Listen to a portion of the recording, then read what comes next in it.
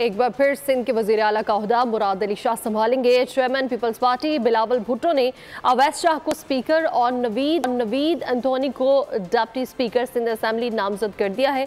पार्लिमानी party इजलास से खिताब में कहा कि आवाम की तवक्कुआत बढ़ गई हैं, हमें माजी से बेहतर परफॉर्म करना है, नई सियासत और नई खिदमत का आगाज होगा।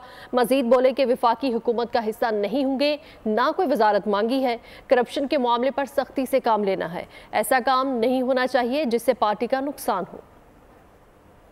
वज़ीर के लिए और मुराद अली शाह साहब से रिक्वेस्ट करेंगे वो एक बार फिर ये ओहदा संभाले। स्पीकर सिंध असेंबली का ओहदा अवैस शाह साहब ये ओहदा भी संभालेगा और आगा सिराज साहब आपको गाइड करेगा। एंथनी नवीद साहब आपका डिप्टी स्पीकर का इंशाअल्लाह ताला उम्मीदवार होगा। हर लिहाज से मेरे आपसे ये उम्मीद है कि आप पाकिस्तान पीपल्स पार्टी की इस मुल्क, इस धरती, इनके अवाम के काफ़ी उम्मीदें हैं। पाकिस्तान पीपल्स पार्टी की जो सिंध हुकूमत है, हमारा बाकी सूबों के मुकाबले में माजी में भी आपका परफॉर्मेंस बेहतर रहा है। जो रवायती तरीका है हुकूमत करने का, उसको भी छोड़ के पाकिस्तान एक नया सियासत और एक नई खिदमत की ये आगाज़ होगा इंशाअल्लाह ताला। जहाँ तक वफाकी हुकूमत है, उनसे पाकिस्तान पीपल्स पार्टी ने ना कोई वजारत मांगा है, ना इसका हम हिस्सा बनेंगे।